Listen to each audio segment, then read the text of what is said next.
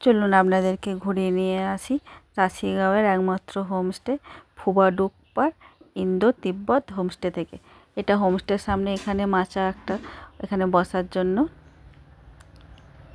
এখানে ওনাদের জ্বালানি কাঠ মজুদ হয়ে রয়েছে। ওপরে তাসিগাঁও মনাস্ট্রি, সামনে মাচাতে হচ্ছে স্কোয়াশ ঝুলছে। ওনাদের একমাত্র পোষ্য এটা। আর এই পথ দিয়েই আমরা এসেছি। এই মাচাখানা সব থেকে সুন্দর। এখানে সকাল সন্ধ্যে সব সময় বসে থাকার জন্য আদর্শ। পেছনেই একদম পাহাড়ের ভিউ। আর দেখুন দুটো মোবাইল রাখা আছে। এটা হচ্ছে মোবাইল জোন, নেটওয়ার্ক জোন। এখানে নেটওয়ার্ক পাওয়া যায়। এটা ফুবাজিরই মোবাইল। পেছনের ভিউটা দেখেছেন, একদম অপূর্ব। আমি তো এই সারাটা দিন এখানে, দুপুরে তো ঘুম আসতো না, এখানেই বসে থাকতাম। নিচে সামান্য একটু আধটু চাষ, সবজি চাষ হয়েছে, তাও নাকি বাদুড়ে খেয়ে নেয় সব।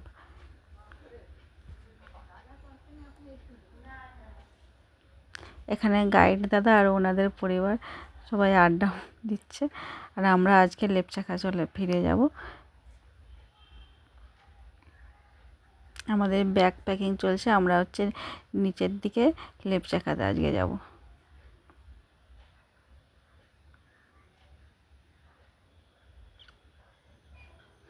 দুটো স্কোয়াশ ঝুলছে, ওখানে দুটো বাথরুম আছে।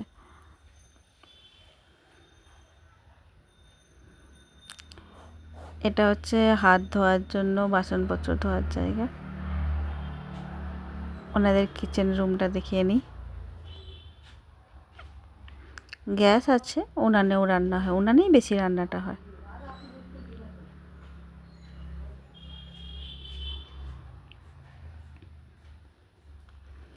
একদম বেসিক একটা হোমস্টে, বিশাল কিছু আশা না করাই ভালো এখানে আসতে হলে।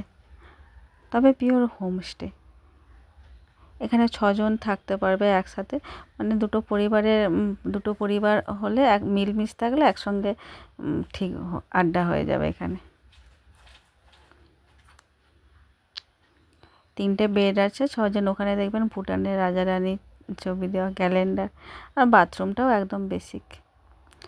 ওই পাশের বেড দুটোতে 3 জন 2 জন হবে, আর এইটাতে সেটা সিঙ্গেল বেড।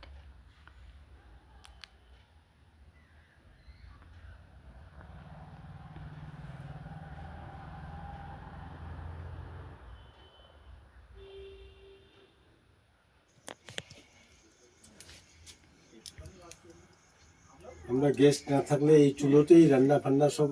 হ্যাঁ, আপনাদের এখানে অ্যাভেলেবেল কার্ড আছে, কোনো ব্যাপার নেই, কেটে আনলেই তো শুধু হবে। যদি এমার্জেন্সি চাটা হ্যাঁ যদি হ্যাঁ, করতে হয় তখন তাহলে হ্যাঁ। গ্যাসে করি। তবুও গ্যাসটা ওর নিচ থেকে তুলে আনা কতটা কঠিন। হ্যাঁ গ্যাস কঠিন মানে কি বলবো।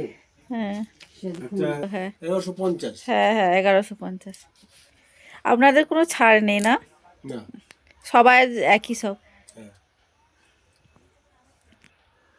এখানে পর্ক শোকানো হচ্ছে লোসারের জন্য।